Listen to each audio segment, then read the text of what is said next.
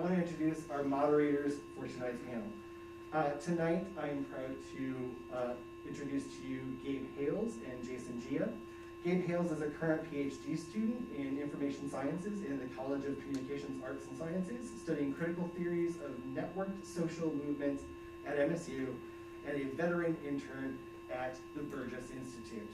Jason Gia is currently a senior studying human biology at the Lyman Briggs College. Jason is involved with TEDx MSU as a co-curator, as well as Alternative Spartan Breaks as the VP of Education. Gentlemen, please come up, and I'll let you take it from here. Please give them a warm welcome. Hello. Hello. Is it working? Yep. Is this thing on? Is the mic on here? Cool. Okay, well, thank you everybody for coming. We appreciate it. You know, it's kind of weird right now to, I guess not, classes are in person anyway, but thank you all for coming out. I know it's 6 p.m. on a Wednesday night. Without further ado, let's introduce the guests tonight. If you guys want to come up, take a seat. Aaron, did you put the mic up Right here? behind you. Perfect. Okay. Over to the side.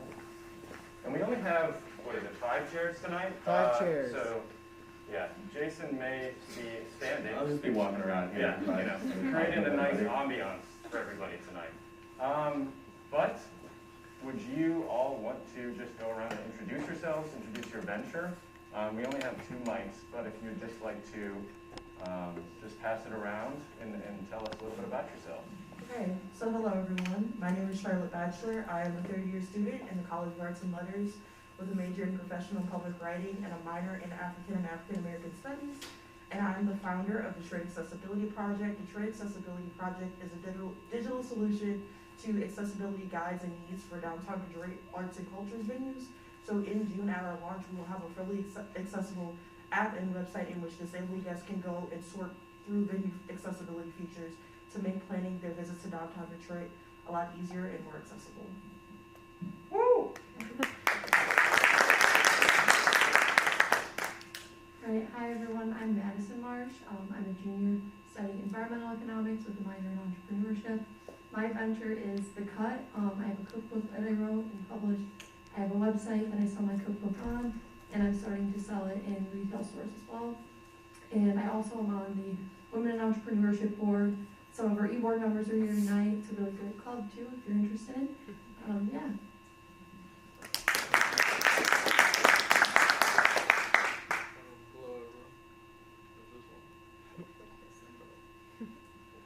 Sorry about that. Hi everyone, my name is Christian. I'm a sophomore at MSU studying experience architecture. My startup is Remy.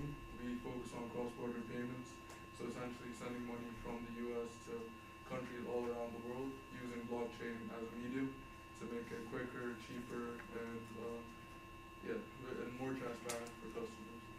I also am on the board for the MSU Entrepreneurship Association, and I help out as a graphic design intern for the Burgess Institute. Hello, my name is Avery Tilley. I'm getting dual degrees in fisheries and wildlife and molecular genetics and genomics, also with a minor in entrepreneurship. And I'm the founder of Branching Out. We sell customizable grafted fruit trees. So if you've never heard of that, you are definitely in the majority. So grafted fruit trees are just when you take fruit from one tree, you can cut the branch off, put it on another tree, and it's going to grow together. So you can get multiple types of fruit all from the same tree, growing in your living room just like a house plant. Right, fantastic. Well, thank you everybody again for coming. We appreciate it. I kind of want to start off the conversation just more broadly about the ethics of entrepreneurship. So entrepreneurship right now, more so innovation, the idea of creating a business, creating something to kind of push yourself and the world forward is, at least in my opinion, looking a little scary, I guess, not only for the people who are going into it, but also the people that these businesses, these ventures are affecting. So I would like to ask all of you, what within your ventures are you trying to do to kind of, I guess, make a difference in this domain, to attempt to maybe push a more sustainable product, to maybe create a more diverse workplace, to possibly help out people within your company, within your product, within your service, whatever it is, to make the world a little bit of a better place. Yeah, so if anybody wants to get started, I'd love to hear. I guess I can start. So my cookbook, one of the main core values of it is I really support sustainable business and shopping when it comes to buying food. So all of my recipes, they have easy to buy ingredients, but I write a lot in there about sustainability and buying products that are good and local from your environment. And I've always been really passionate about environmental economics and preserving the environment. So a huge thing for me is to help, as I grow my business, be able to make an impact in the community where you shop more sustainably and think about what you buy. Nice. Would you say, just really quick question, like impacting the community, is that like supporting local farmers, supporting local, I guess, growers and products and stuff like that? Yeah, so the name of my cookbook actually comes from Leland, Michigan, The Cut. And one of the main things for me is supporting the local farmers and growers in Michigan, and that's kind of where I'm starting, is within the Michigan community, and kind of moving away from those large mass production type farms and trying to support your local farmers markets or small grocery chains, because you can make a big difference just by choosing to buy something a little bit differently. Nice. So, being a student in the humanities, and my venture it's outside of Burgess, it's based in the College of Arts and Letters with the DEI Nexus, the Cube, under Dr. Kate Birdsall. So having worked with Kate for several years, she has a very strong moral and ethical compass that aligns with mine. So that is why I kind of chose her to be my mentor in this project. But something very big with me is honoring the lived experiences. So I have a team that is primarily made up of disabled women of color who are from the Metro Detroit area, who have been to these venues, who know how important it is to maybe have that extra bench at the entrance of Comerica Park or the wheelchair accessible restroom. And I really want to give back to the community first, so that's why I was dead set on focusing just on Detroit first and then expanding outwards to Metro Detroit. I think for us, ethics and entrepreneurship means scaling small. I don't plan on becoming a millionaire. I don't plan on becoming a Joe Rogan or an Elon Musk off of this. That's not my goal. My goal is to give back to my community, and I constantly keep that in the forefront of everything that I do. I make the same amount of money as everyone else on my team. I plan on, when this branches outside of MSU, of capping my salary. So there are things like that, and at the end of the day, this isn't a money-making enterprise for me.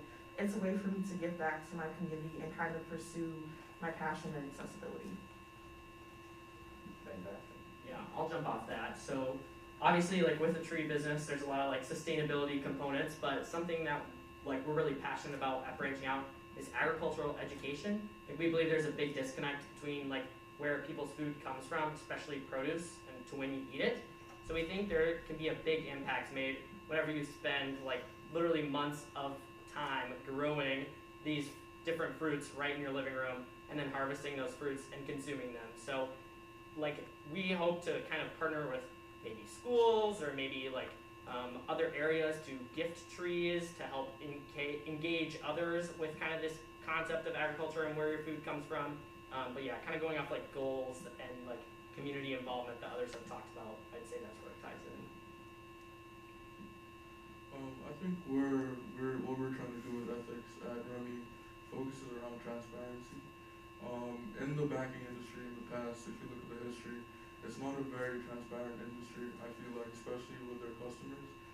If you were sending money across borders before, you really didn't know where your money was, how much it was costing you, and that's what we're trying to fix. We want to be very transparent with our customers, telling them exactly how much it's costing, how much we're making off of this, and where their money is at what time. And that's what we're focused on. Fantastic. So, really, one quick question. I kind of want to piggyback on something Charlotte said about not being kind of the next unicorn company, not being the next billionaire, whatever, marketer, or innovator, something like that. Moving forward, and I know the Burgess Institute, the Broad Business College in general, kind of really pushes this idea of the entrepreneurial mindset and making sure that, kind of like the grind set, that term, and that is something that I feel could be healthy for some people, but a lot of people it's not sustainable. It's not a good way to live life. And it's a little stressful, you know, to have that merging of work and play. And I know being a student venturer, a student innovator, as you all are, that is probably something that you grapple with a little bit. You know, you have classes, you have your own personal life, you have your social life, you have sleep schedule, and then you also have your venture on top of that. How have you kind of juggled that? How have you looked at the entrepreneurial mindset, looked at your venture, and created, I guess, a livable lifestyle where you've now placed yourself here with us right now talking about it? So for me, as someone who's disabled and chronically ill, I don't have the same amount of energy compared to most people, and depending on how I'm doing in a day, I might just only be able to get out of bed and read one article for class. Working with a professor that I know, I've been working with her on this venture for a year. I've had to be transparent, and also I was a former intern, Marcom's intern, working with Aaron at the Burgess Institute. So we've had a lot of transparency and vulnerability conversations about, hey, I'm overwhelmed, I can't do X, but today I can contribute Y. Or hey, this is my cutoff, I'm not answering emails past 8 p.m. Or hey, I'm hanging out with my friends or family right now, I'm deleting Teams off of my phone for Christmas break or whatever. So it's going in knowing that it can quickly consume you, but you have to be ready to have those conversations, and you have to, I don't want to say be disappointed in yourself, but you're not going to get what you want by constantly pushing and constantly grinding, because you're going to get pushed back from within yourself. So just a lot of vulnerability, a lot of honesty, and a lot of honesty and transparency, and extending the same grace you would give to yourself to others really helps me with the grind set. And I really don't subscribe to the grind set. I don't work from sun up to sundown. There are days I work more, there are days I work less, but I don't really look at that grind set or hustle culture as an inspiration for my venture, when my lived experience as a disabled person totally counteracts and kind of argues against that. Yeah, so kind of like just being honest with yourself, as you said, understanding yourself, understanding your body, understanding your mind, like what it is telling you. Yeah, and learning to say no, or learning to say, I can't right now, but I can do this later. That is something I also encourage with my team, is transparency, and saying when something is too much on your plate, reaching out, you know, collaborating with other people, learning how to delegate. Those are also great skills I have learned as a venturer so far. Yeah, I think for me, it's definitely been a learning curve. I would say this year has been the busiest year I've ever had in college. I did an internship working for a company doing web design. I launched my book this November, and then I'm also a full-time student and on the Women Entrepreneurship Board. So at first, it was definitely very overwhelming, and I was very concerned about how I was going to be able to allocate all of my time, but I think I've been less stressed this year than I ever have been, with more going on, because of the fact that I do set boundaries, like you said. You know, if you kind of let yourself work all day long and just let your mind run wild, you'll never be able to do everything that you want to get done. But if you kind of just like, all right, I'm going to try to get this done today, and then I still have tomorrow to get other things done, I think that really helps a lot. And just recognizing that you are just one person, and luckily, like, we're in college and we have time to make mistakes and grow. And with like Burgess Institute, it's kind of like a safe space to grow your company. So you're trying to get things done, but you're here still, and you have a little bit more time before you have to go out in the real world, which has been really great. So for me, this is something that I've struggled with quite a lot, actually. Trying to find that balance between work and life, and every other aspect, and having fun too. It's led to like me feeling overwhelmed, especially last semester. Almost led to an entire breakdown. Just because I was trying to work 18 hours a day, which didn't really make any sense. I barely had any time to sleep or work on things that I love. So, learning from that experience this semester, I kind of set boundaries, just like Madison said. And I spend time doing things that I love. I make sure that every day, I spend 2-3 hours a day either just doing like basic graphic design, because that's one of my passions, or playing video games, or just listening to music or something. That's how I kind of balance it out, essentially. Fantastic. Yeah, like going off what Christian said, I think I definitely like echo everyone here, and that it can be a lot, and you're pulled a bunch of different ways and really stressed out. But I think like if you are passionate about what you're doing, that helps a ton. Like, it brings me a lot of like joy with my trees and stuff to see them growing, and it's a very physical thing too, so maybe that helps. But I would definitely encourage you to like try and find something, whatever you're pouring your time into, whether it's like for your startup or for something else. Try and make sure you're choosing things that you are passionate about and that you're going to be excited to do. So. Fantastic. Yeah. I guess we'll pivot over to another question here. In terms of like the environment nowadays, just like the ecosystem in general, we are advancing through technology like there's no tomorrow. Like every single day there's something brand new. And I just wanted to ask in terms of new concepts that are appearing in your own ventures and how those different concepts are being adapted into your ventures as well. So whether or not like it's a new avenue that you guys can take, or is it setting you apart from other ventures that are kind of similar but makes yours more unique? That sort of question. I don't know. I'll go first a little bit. Grafting fruit trees is really interesting because it's not anything new. Like all you guys who have eaten apples, like Honeycrisp apples, those are grafted. The ones that you buy at Meijer are grafted onto a different, what we call rootstock or base tree. So grafting is really permissive in horticulture and agriculture, but most people, Gen Z millennials, do not know about grafting. They think it's something straight from Star Trek. So it's really, really cool whenever we get to share that with them and kind of reintroduce them into like this space of agricultural education. So I don't know, it's interesting for me because it's not, my business is not much technology based, or at least new technologies. Avery, I just want to say, and I apologize in advance, but thank you so much for telling us how you branch out as an entrepreneur. That's bad. Sorry. I think that the new technology that my business is trying to bring in is blockchain, essentially. Which, there's been a lot of talk on blockchain and what its potential is for the world. But I think that it has massive potential, and that's why our entire business is built around it. And it's also something that I'm still learning about every day. If you ask me to define what blockchain is right now, I'd have a pretty hard time, I'm not gonna lie, right? It's very difficult to explain, and it's something that's constantly changing, but it's something that I'm excited to be a part of. Yeah, I think for me, it's kind of a very useful thing to be able to use technology and innovation. Is cookbooks are very outdated, and you might not have a cookbook, or only your parents do, and there's not really a targeted industry towards our generation of people to be able to learn how to cook at home and be able to do it that isn't super expensive and takes a ton of your time. So with my cookbook, I've been able to also create a website and put recipes online, and I do that every couple of weeks. So if you don't want to buy the cookbook, you can check out recipes online, and I make videos and do different tutorials and kind of write blog posts. For me, it's kind of been a way to expand from just being a book to being able to be kind of like a lifestyle and food blogger as well. And that's something that I can do on a daily basis, which is really great. And I would like to continue to do more of that. And in the future, I'd like to write another book, and there's amazing platforms you can do that on. And it's been a definite learning curve to figure out how to use different Adobe platforms. I didn't know how to use any of that a year ago.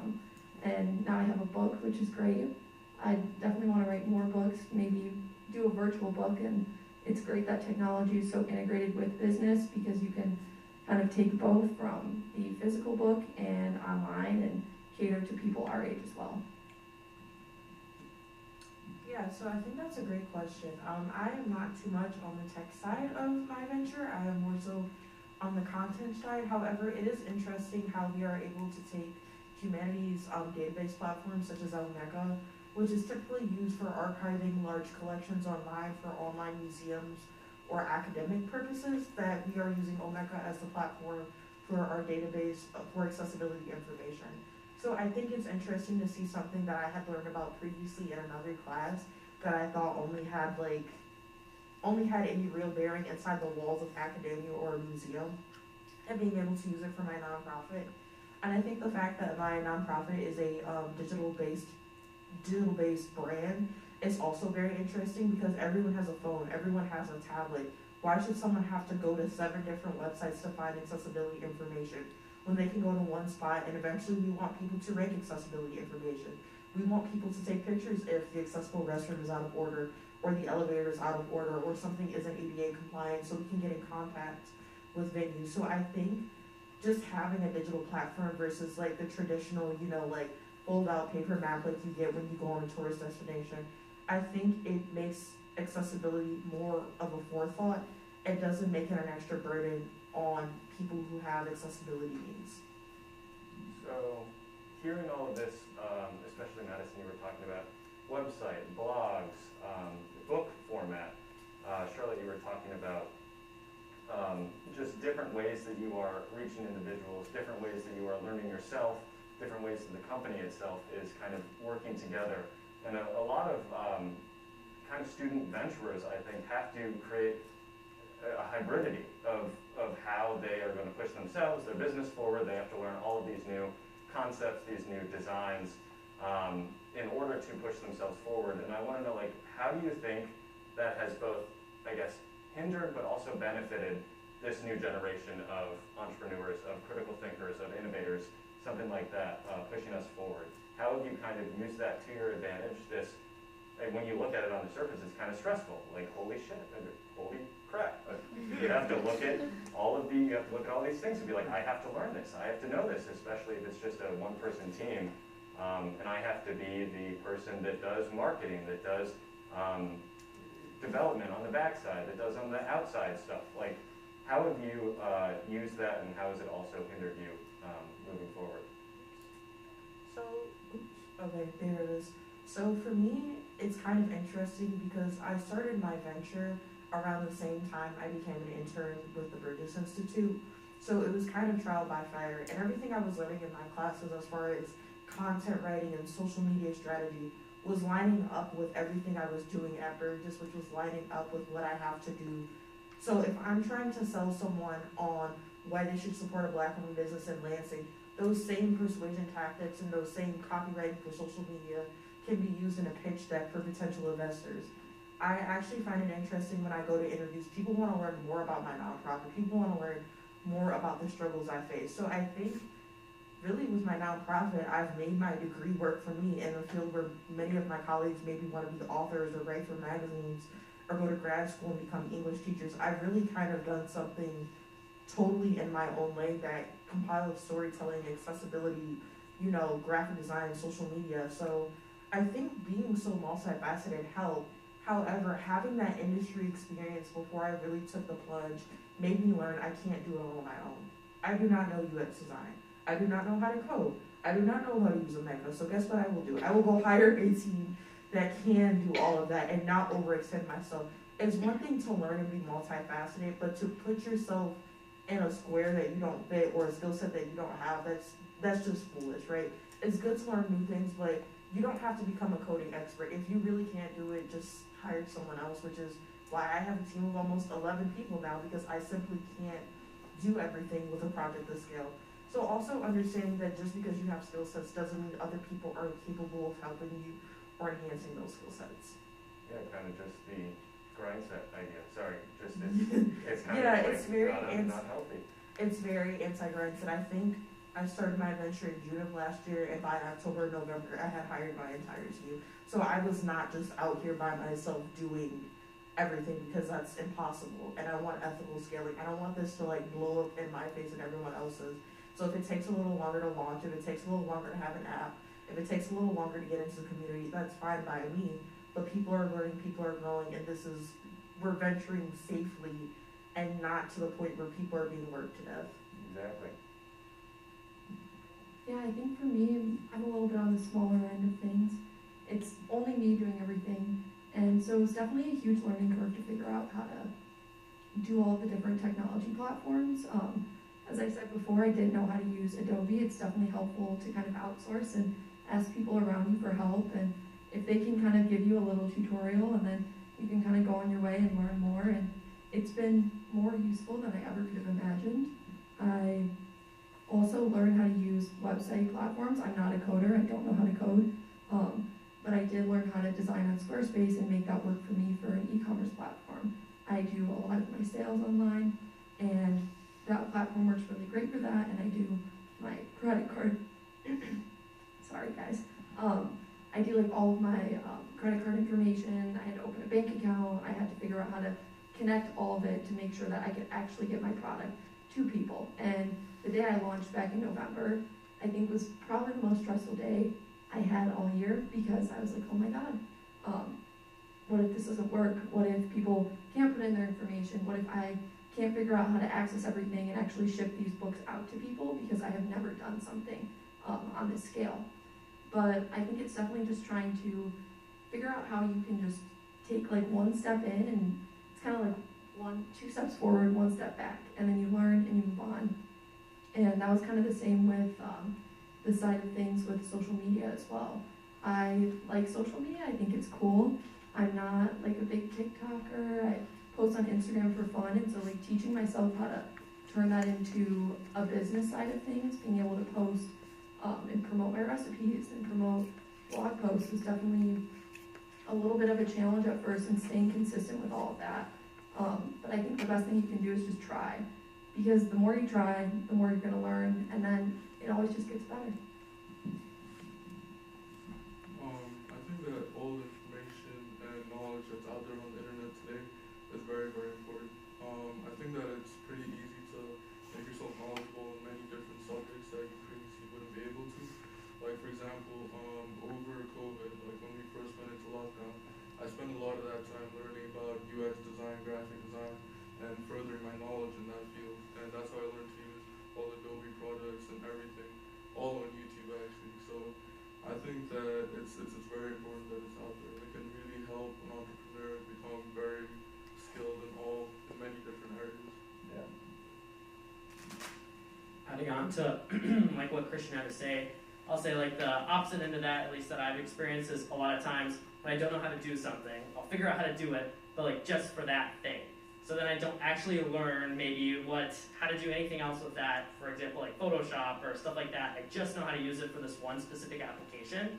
So I think that's when I'm kind of a little bit more envious of Charlotte, because she has some extra helpers around and people who maybe know a little bit more. So like my advice is, like, while you're here, definitely on campus at MSU, there are a ton of resources that can help teach you a little bit more beyond what you just need to do for like the specific project in your startup. So I don't know, I would say take advantage of those resources and try and push yourself a little bit beyond maybe what you just need in the moment. I think your future self will appreciate it. Yeah, I just wanted to say, second that, resources. There's so many resources on campus, and it took me until I basically graduated to figure that out, the amount of networks that there are in this place. I mean, first of all, look at this place right now where we're sitting. We are talking to a bunch of students that have created something amazing from this university and from themselves, of course, but the support network, not only within entrepreneurship, but in like any sort of niche that you have, if you look, you will find it. And I strongly suggest any year in the program that you're at, whatever program you're in, go searching, go looking. If you need a support system, it will be there. You just sometimes have to go look for it yourself. But I agree, yeah. I mean, I've been on campus for about 4 years, and for me, the second half of my time here was definitely more inspiring, being able to reach out to places like the Burgess Institute, stuff like that. Even as a human biology major, it doesn't really tie that close, but you find so many different connections between so many different unique people that give you these amazing perspectives, such as our wonderful speakers today, and it just helps leaps and bounds in everything you do. So, I guess piggybacking off of what we sort of talking about here, but time management. Time management as you guys are going through your ventures, but also still pursuing your degrees here at school. Is there anything that you guys have found helpful or useful in terms of organizational aspects of both divvying up your time, or is that something that has just sort of come easy to you? So for me, I'm a very visual person, so I've always had a planner. I always utilized iCalendar and like having a team calendar when I worked at Burgess, so I know exactly when everyone's working, when I can squeeze in a meeting. And I think definitely having that reoccurring Zoom meeting on everyone's schedules definitely helps my team, in documents, bolding and highlighting and repeating dates over and over. And I'm the type of person where I'll reach out to my team like, hey, it's 3 days until deadline. What do you need from me? It's 2 days until deadline. Hey, y'all, deadline is at 5 p.m. today. I need all your deliverables. So for me, I have a planner and I have a calendar. I check my planner every morning. I plan out my day for the most part, like every morning, a month at it. I sit down at the beginning of the month and I'm like, okay, what meetings do I have going on? What do I have going on with class? Do I have family stuff? Do I have events I want to attend? So organization will make your life so much easier, and if you aren't organized, you need to get organized now. Because once you start missing deadlines, once you start slipping, it gets really hard and you'll be really a lot harder on yourself. But a planner, if that's a paper one, if that's a calendar, if that's one on your iPad, there's so many tools. And also for me, because I have a professor that's mentoring me, having her set deadlines for me and my team, and I'm like, okay, I assigned them this copywriting practice, but when should it be due? Or running past her, hey, does a solid 5 p.m. Monday deadline work for our Tuesday meetings, right? So kind of sometimes if you don't know, it's helpful to ask other people who have managed teams before, but when you're founding an organization, you're basically a project manager, so if you're organized, your team will be organized. So I'm typically a very organized person, so it wasn't something that was hard to me, but it became more important as my venture grew because I have such a large team. Yeah, I think I've always been organized in school, but it was a learning curve to figure out how to be organized when it came to my business. This year, I got really involved with entrepreneurship on campus and with the Burgess Institute, and to an extent, you can no longer just remember in your head all of the different things you have to do when you have 5 different meetings in a day, or you have class and you have an assignment that's due and you have to meet with your board to talk about different things. And I started using multiple calendars because I would check my emails and then my Outlook calendar would pop up. So then I have reminders on there. I also upload everything into Apple Calendar. And when I remember, I'll also set alarms on my phone before I have to leave or when something starts online. Because sometimes I think when you get so busy that you get so focused doing one thing that you forget about the next. And for me, it's almost like a safety net of many different layers of organization now, so that I remember to get everything done. Because sometimes you just get tired and you forget about things. And so it's helpful, I would suggest that, you can set your classes in Apple Calendar or in Outlook to reoccur every single week, and you can do that with different deadlines for your business or meetings you need to do. And I find that super useful. Yeah. So I'll talk as far as scheduling for me, the big difference between school and your startup is you are in charge of your startup and scheduling it, and you're the one who's making your own deadlines. So it definitely is easy to be I need to schedule a photo shoot to get some pictures of my product, but I don't think I can do that this week or next week, maybe in 3 weeks. And so I would say there's a balance there between not pushing yourself and this grinds that we've been talking about tonight, but also as the one who sets your own deadlines, it's important to set them and stick to them. I really want really cool pictures of my product on my website in 2 weeks. And so how am I going to get that done? So I think it's important, you guys, I would hope for the most part, with school and stuff, you kind of know how your classes flow and when those exams are. But with these deadlines and how much they can be pushed, setting them and then sticking to them, I think is really important. Time management is something that I personally struggled with a lot in the past. But coming into this semester, I decided that I needed to make a change in terms of my organization and time management, especially after starting a company and everything. So kind of some of the things that I brought into my life were scheduling. So I schedule every single minute of my day essentially. I can tell you every single thing that I've done today and exactly at what time. I just like it better like that because it lets me commit to doing tasks at these certain times. And I found that's made a huge difference this semester for me.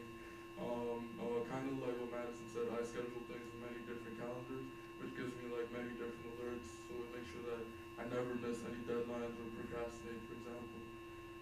And what Avery said, deadlines in terms of the business side, I found those are very, very important because it lets you commit to finishing a task by a certain time. Yeah, I mean, it's all about self-accountability. And I mean, I will say as somebody who does scheduling like that, I do have basically minutes, I guess every 30 minutes for my day. Some people just don't work like that. And if you start to do stuff like that, and you start feeling the worst, maybe overwhelmed, maybe you're not reaching those certain points that you have, maybe there's a different way of scheduling, stuff like that. And you'll figure it out. It's kind of like, I mean, at least in my opinion, trial and error. Just figuring out how you should move about your day, how to schedule things. And I want to kind of throw back to the beginning with the ethics of entrepreneurship here, and kind of ask a question that's very broad, very sweeping, but I think it's super important to be talked about now. With entrepreneurship, with businesses, it is very white, it's very straight, it's very male right now and moving forward. I know that people talk about diversity, people talk about kind of correcting this, but a lot of the times it seems that it is something that is an outward move. It is done kind of to help the public believe that something's being done on the inside to create a more diverse just entrepreneurship ecosystem in general. So I want to ask, what do you think, not just yourselves, but the next generation, everybody in this classroom, as innovators, as entrepreneurs, not even if you're going to start your own business, but if you're going out there to be within society, be within the working world, what do you think we can do to kind of push that in a better direction from where we have been and where we're going right now? So I think the first thing is, as innovators, is just always considering who's at your table and who are you serving, right? And considering impact over intent, right? With my nonprofit, I'm from Detroit. My family is from Detroit. So when I bring people in about my nonprofit, I educate them about the city I'm from, right? I would not just bring a bunch of random white people to run my accessibility nonprofit and like gentrify it all up. Like, I wouldn't want that. I think diversity is something to be really embraced, but oftentimes as the only person at many different tables who I'm the only person who looks like me with my life experience, it's important for people outside organizations, investors, people in leadership positions to know how to support people, to learn how to support people with different life experiences and affirm their life experiences and be accessible and be compatible. I think, for example, for my venture, I mean, I am in the venture discovery program, but I haven't done much in the Burgess ecosystem because I really have not seen anyone who looks like me or who's in the nonprofit space or who's working in accessibility. And that's why I went back to my major, whose whole thing is kind of like DEI and social justice, and kind of planted my roots there. Not to say that Burgess is bad, but that's what kind of kept me from taking the plunge and like fully immersing myself into the program. So people just really have to put the money where their mouth is and really support, not just when it's Juneteenth, not just when it's Pride Month, not just when it's some one-off day, but really support and really hear and validate the experiences of marginalized people. Otherwise, we will go build our tables elsewhere and we talk, right? If I have a bad experience as a Black woman at a job on MSU's campus, I tell other people about that. I tell my other women of color friends. I tell other supervisors so they're not repeating the same mistakes. I think diversity just needs to be more than a buzzword. It really needs to be embraced as the standard, because not everyone, just looking at this room, everyone's not a white male in this room. And that's not going to be the future of our society or this country, so people need to get used to a lot more diverse voices at the table and heading the table. Yeah, I think that was very well said. Overall, I think we're moving in the best direction we ever have in terms of the young entrepreneurship space. Like, we have many women, many people of color that are joining the entrepreneurship space, and especially students at MSU.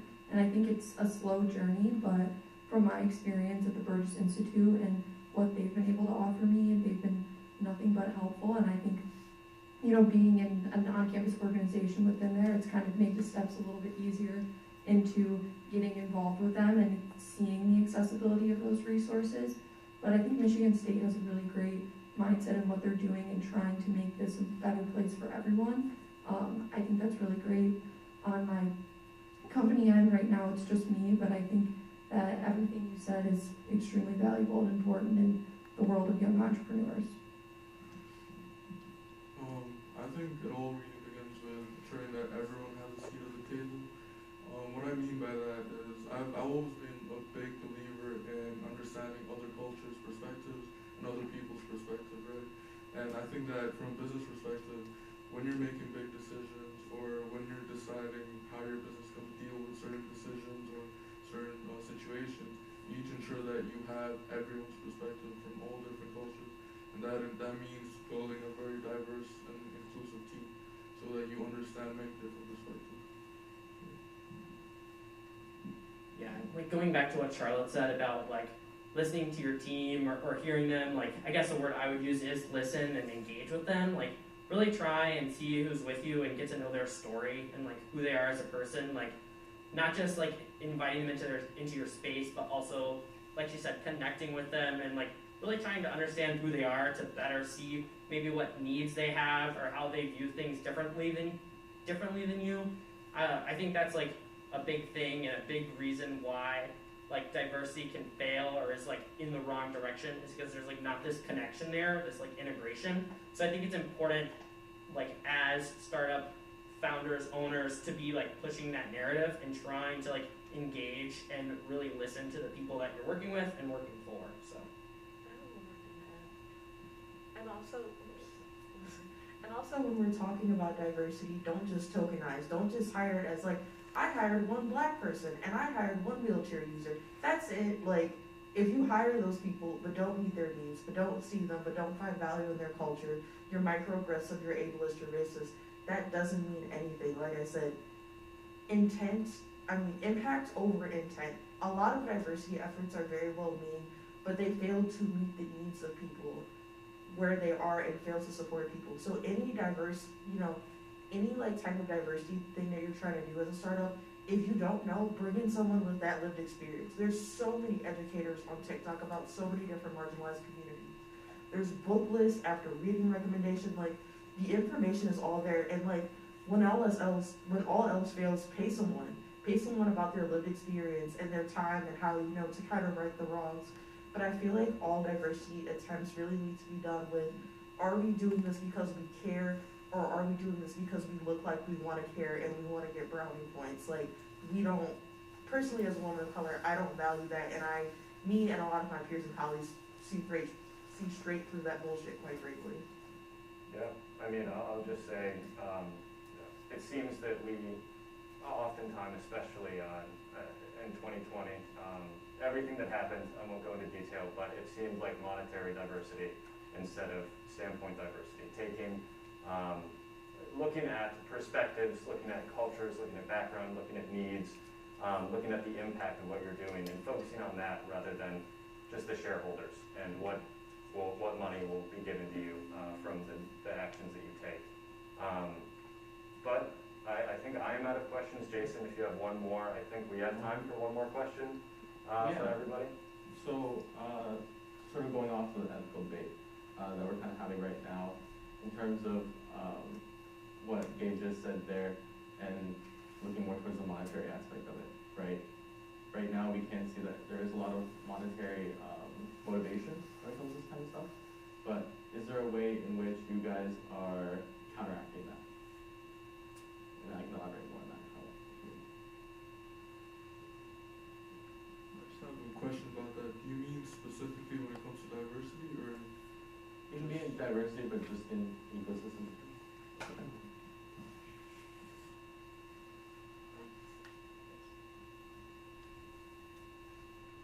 I would say from, like, in the entrepreneurship world, it's a very harsh environment to last through and actually make, quote, like, the money of your dreams or whatever. And I don't think you can do that without really loving what you do and having a passion for it.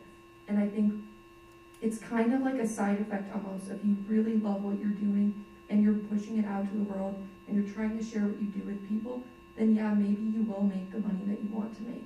But if you just go into it with the monetary aspect, you'll fail. Because you have to care about what you're doing. You have to want to put in those hours to be able to get it done and be able to bring other people into your team and share your passion with them. Because if you don't have that passion and the drive for what you want to create, then no one else is going to believe in what you're doing. Because they'll be able to see right through you as well. So it's not really a space you want to step into if you're just in it for the money. It's not something that will last. Like, you have to care and you have to really just put everything into it, because it's not like running a business or just having like a 9-to-5 job. It's like part of who you are and what you're creating from the ground up. So I think it's a hard space to make it in if you're just in it for money, and you just have to really care about what you're doing. Yeah, I totally agree with what Madison just said. I believe that successful entrepreneurship always starts with passion and loving what you're doing. I think that if you're an entrepreneur and you can't say that you love what you do every day, or you love your customers at least, then you're not a successful entrepreneur. I think that that's how I'm trying to focus on battling that monetary side of things, because I'm very passionate about what I'm doing with my startup. I'm very passionate about graphic design and all of these things. Yeah, so for me, it's interesting because I'm in the point where I have a nonprofit, so I receive a lot of grant money, and grant money isn't guaranteed year to year, semester to semester. So I'm definitely not in this for the money. I'm in this because after my chronic illness in 2019, my onset of chronic illness in 2019, there were a lot more things for me to consider when going out to a basketball game or going to Belle Isle. And I don't want someone to have to spend hours or get anxiety because they don't know if something as simple as a walk in the park is accessible to them.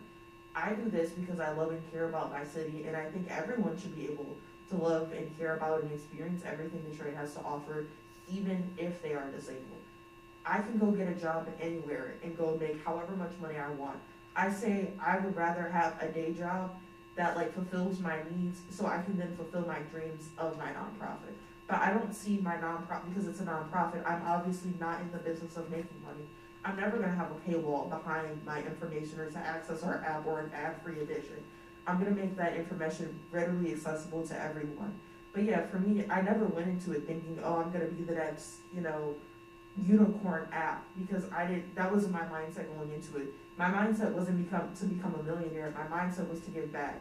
And you got to keep yourself in the right mindset the entire time you're doing this, because if you're getting the millionaire mindset and the mindset of what you love and stuff, then you may go into it for the wrong reasons.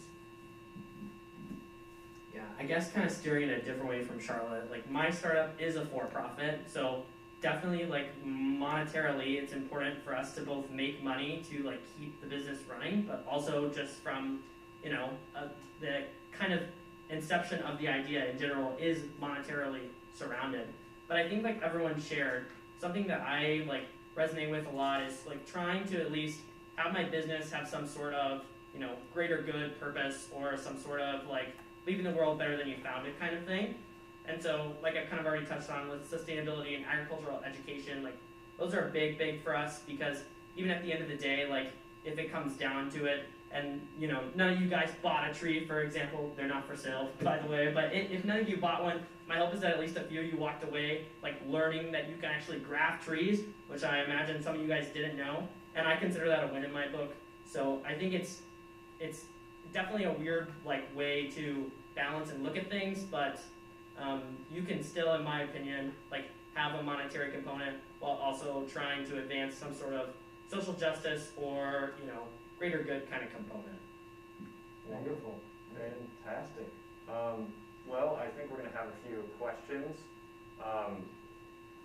A few questions now from the audience, but first, before we do that, make sure to give them a round of applause, everyone.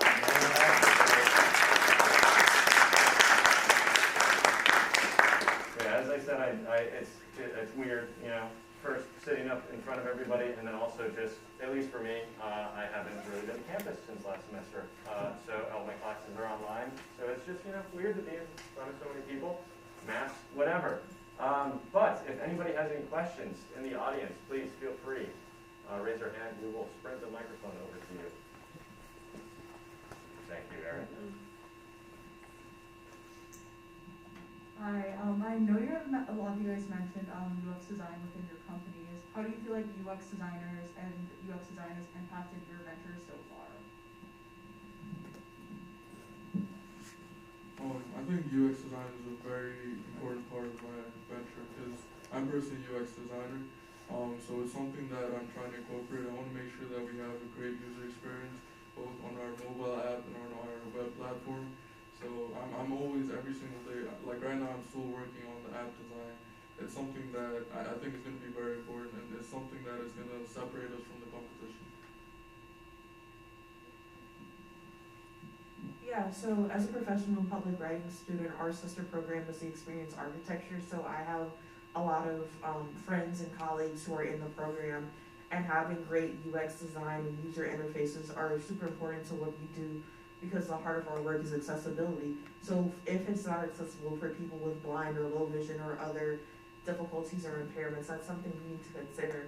And I know how to make words accessible, I know how to make content accessible, but fitting it into a site that has like meets Web 3.0 guidelines, that's not my forte. So having UX designers and having XA students definitely makes it a lot better, and I'm very, very thankful for our tech and UX design team, because my app and my website would be nowhere without them.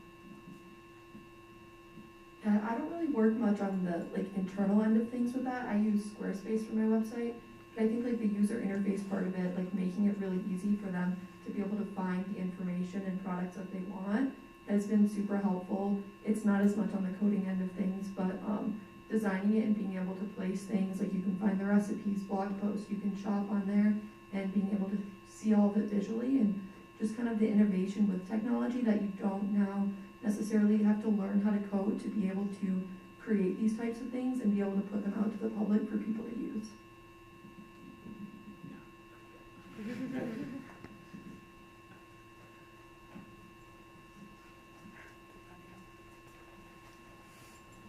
Thank you, Aaron.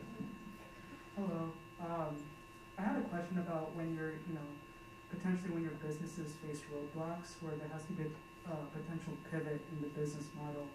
How do you go about that? What steps do you take, and does it ever get you down? And if it does, how do you, push through that, keep the passion about it? Yeah, I can start on that. So with my cookbook, I've been working on it for over 2 years now. And it started out as something completely different than what it is.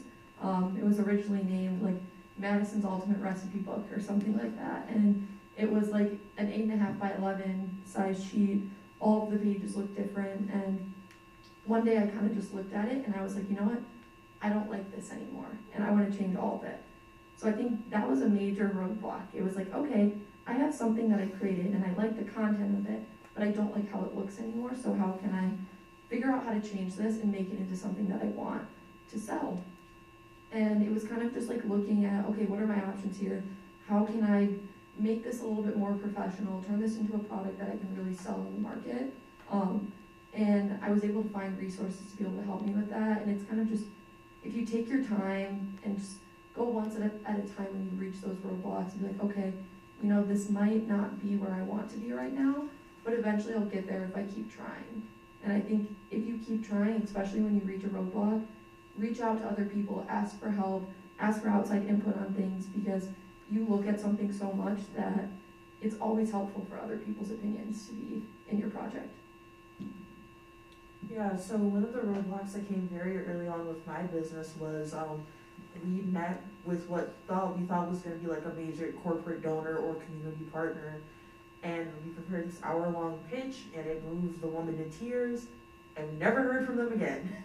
And then we got notified that our grant decision was going to be delayed by 3 months. So it was really up in the air, because at that point in time, it was just me and my professor, and I did not have the bandwidth and the knowledge to run this project. But thankfully, we did get awarded the CIEG grant, received about $8,000 in funding last November, which is helping us in addition to funds from URAV. The biggest thing I can say is you sometimes have to stay patient. Sometimes things don't fix themselves overnight or even in a week or even in 2 weeks. Sometimes you don't find a resolution until a couple months later, but you just gotta stay level-headed and focused. Because if you know you're walking in your purpose and you know you're serious about this, you have to hold tight when things seem impossible, and that's the mark of a true entrepreneur, is not giving up. Because I felt like I was ready to give up when I had no grant money, but thankfully I held on, and now I'm gonna have an app and a website in June. My startup is fairly new. I only recently started working on it, so we haven't really faced any major roadblocks or had a huge chance to pivot just yet. But as far as maintaining that passion, I would say that if the problem that you're trying to solve or the customers that you're trying to solve that problem for, if they remain the same, then you will always maintain that passion.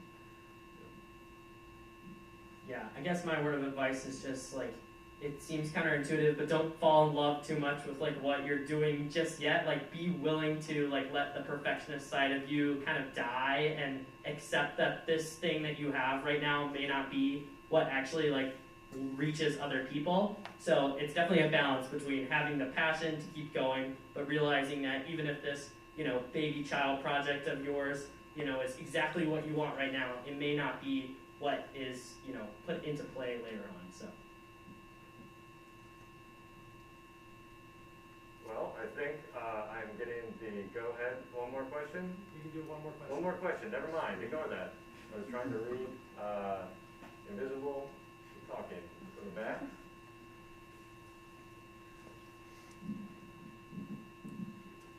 All right, my name is AJ Dugas. I would like to start a business over the summer. I'm starting like a lawn mowing company. Now my only question is, I'm not sure, like what do I register it under, like what government organization, or make sure it's not like illegal, I guess. I want it to be like an official business, I guess that's what I'm saying. So I don't know like what to register it under. I was wondering if you guys can.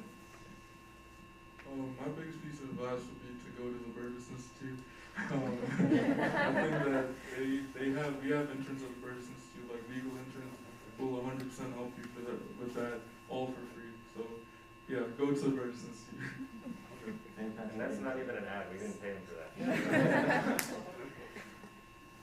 Okay, I think that was the last question there. Thank you all so much for joining us tonight. We definitely appreciate your time. Thank you again to our fantastic speakers for giving me another round of applause.